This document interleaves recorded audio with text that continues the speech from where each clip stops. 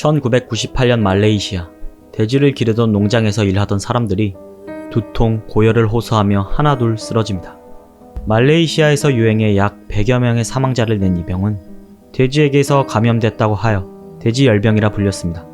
그런데 사실 말레이시아에서 유행한 돼지열병의 원인은 다름 아닌 박쥐였습니다. 말레이시아발 돼지열병은 사람들이 박쥐가 살던 정글을 밀어버리고 개발을 해서 돼지 농장을 만든 것이 이유였습니다. 살 곳을 잃은 박쥐들은 돼지 농장 주변 나무에 서식했고 이것이 곧 박쥐에서 돼지, 돼지에서 사람으로 전염되는 니파 바이러스의 시작이었습니다. 이 외에도 아프리카 전역 곳곳에서 발생한 에볼라 바이러스, 한때 우리나라까지 강타했던 사스와 메르스 등도 모두 박쥐가 원인으로 지목됐었습니다.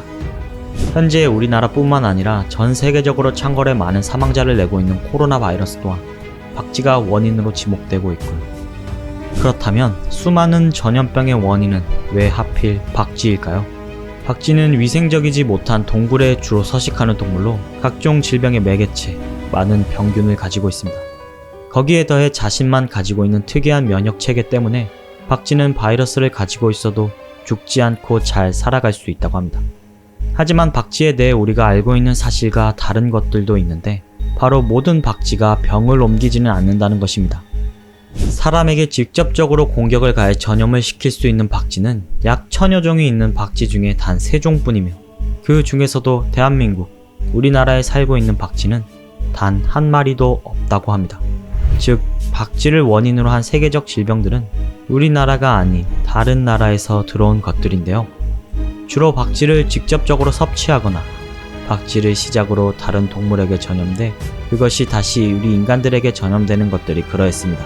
그 예로 사스는 박쥐에서 사양고양이, 메르스는 박쥐에서 낙타, 그리고 앞전에 설명했던 돼지열병 등이 다른 동물을 매개로 하여 박쥐에 있던 병균이 넘어온 것입니다. 그런데 전염병 모두 박쥐와의 접촉 경로를 보면 박쥐가 먼저 인간들을 공격한 적은 단 한 번도 없습니다.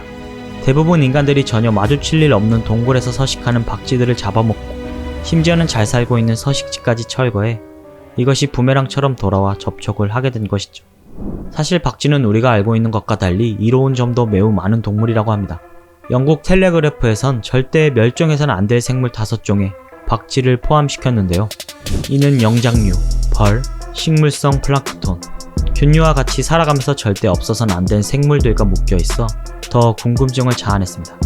박쥐는 동굴의 생태계를 담당하고 있을 뿐더러 야생에서 곤충의 가장 큰 천적으로 여러 곤충들의 비율까지 조절해주는 역할을 합니다. 이 외에도 우리가 주로 먹는 열대 과일들 또한 박쥐를 매개로 해서 번식하는 것들이 많아 만약 박쥐가 멸종한다면 밀림에 있는 대부분의 동식물들이 죽고 동굴에 살고 있는 모든 생물들이 사라지는 결과까지 초래할 수 있다고 합니다. 현재 전 세계적으로 가장 문제가 되고 있는 코로나 바이러스. 역학조사에 따르면 박쥐를 섭취 혹은 직간접적인 접촉으로 인한 감염으로 보고 있는데요. 과연 코로나의 원인이 박쥐에게만 있는 것일지 의문이 듭니다. 물론 그 중엔 박쥐의 탓도 있겠지만 어쩌면 몇몇 무지한 인간들이 저지른 일을 모두 박쥐의 탓으로 돌리는 것은 아닐까요?